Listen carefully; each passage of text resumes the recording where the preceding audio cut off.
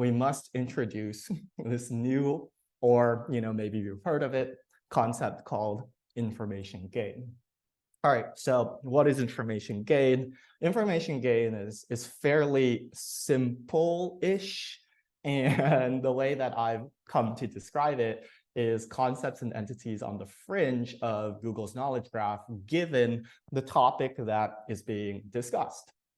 If we're going to take SEO as an example, you can imagine, right, one distance away from SEO as a topic, you would have quality content, technical SEO, and maybe backlinks, whatever, right? And then one distance away from quality content, you'll have Clearscope, topic clusters, topical authority. From technical SEO, you'll have internal linking, link outreach, domain authority. And let's just pretend for a second that this emerging subtopic that's in red is artificial intelligence, large language models, right? So you can imagine SEO is a topic, and for the most part, topics will change or evolve over time.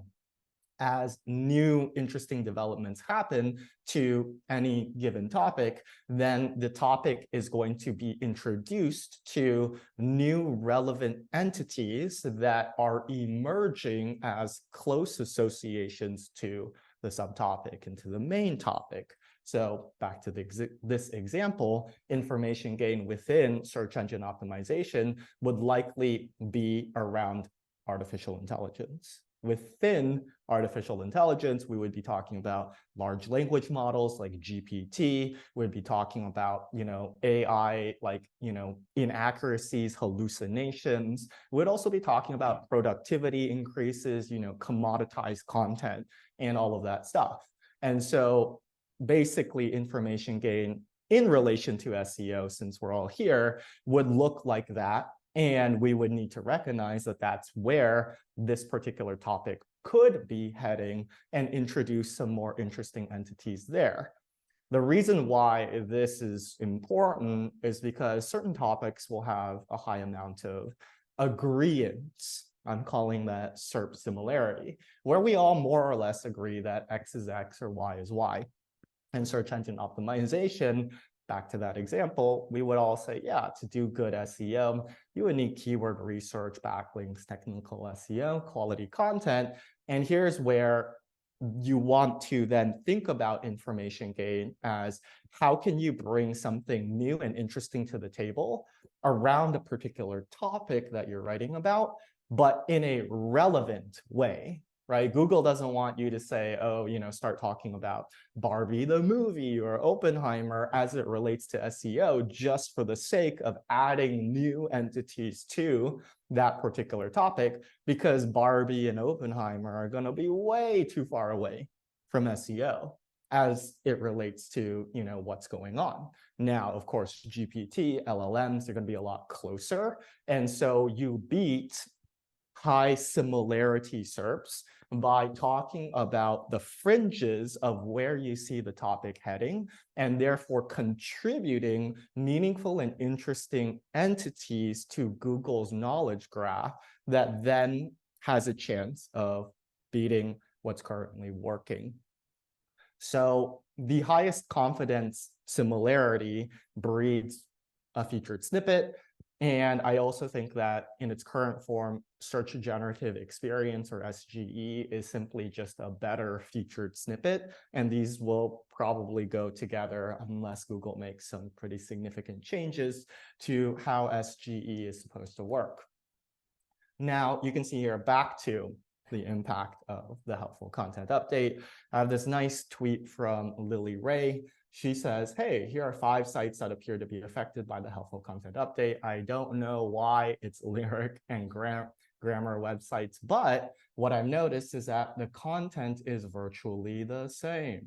And then there's, this other potential insight on ads, affiliate links, worse user experience. So on the surface, I think a lot of SEO influencers kind of walked away from the impacts of helpful content update to say, oh, well, this is nothing more than Panda. in that Panda checked for duplicative content that was copy pasted, in all kinds of different places, and was trying to find the canonical or original piece of content to attribute that copy and pasted content. So on the surface, it looked very similar in that the websites that were the most affected by the helpful content update were virtually the same. Now, I have a different hypothesis as to what is going on with the helpful content update, why there is going to be, a version 2 and then a version 3 and then a version 4, and why you need to pay a lot of attention to what's going on here. So you can imagine, right? Let's go with the Lyric website example.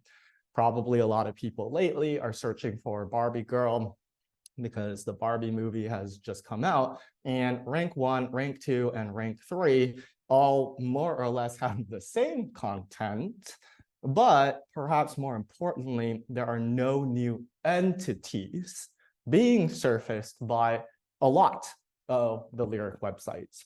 Now, that's not entirely true because you have UGC heavy websites like genius.com who have a lot of interesting comments and assessments of what certain lyrics are supposed to mean or whatnot. But you can imagine, for the most part, a lot of Lyric websites did not make an effort to actually have any interesting entities and concepts. And for the most part, that made a lot of sense, right? Lyrics are lyrics, grammar mistakes are grammar mistakes. And a lot of these things just simply looked like one another. Again, I think the more important part of all of this is that none of them added to the knowledge graph of relevant entities that Google is looking for as it relates to helpful content. So you can imagine this is, one of the Lyric websites, and they basically shot up and then got completely crushed by the helpful content update. So then, right, how does this actually relate to AI content? Well, you can see here, this is the other synopsis of what Google's press release on the helpful content had to offer, except from the negative perspective, right? Is your content primarily to attract people from search engines rather than made for humans? Are you producing lots of content on different topics? Are you using extensive automation? Are you mainly summarizing what others have to say? So, are you mainly summarizing what others have to say without adding much value? You can imagine what that creates is content that is not inherently adding to the knowledge graph of what Google already understands about the topic that's being written. Barbie girl lyrics look like Barbie girl lyrics, and there's no new interesting developments of where that particular content has to go. And you can see here, are you using extensive automation to produce content on many topics? Right, that's kind of like maybe you don't want to use AI. Except you can see here, Google says, okay, well, you can use AI. We'll reward high quality content, however it is produced. My opinion on this is that it is extraordinarily difficult for Google to actually know what was purely AI generated, what was AI and human generated together, and all of that. So they're just going to say, whatever, we're not going to really try too hard to, suss that out. Instead, we're going to look at whether or not your content is helpful and, in the sense, adding to the entities and knowledge graph that we expect that the topic is likely to be heading towards. Now, if you liked this Clearscope webinar snippet, don't forget to share, like, and subscribe so you don't miss out on more great tips and strategies from the industry's best SEOs and content marketers. Make sure to check out the Clearscope YouTube channel for more great content.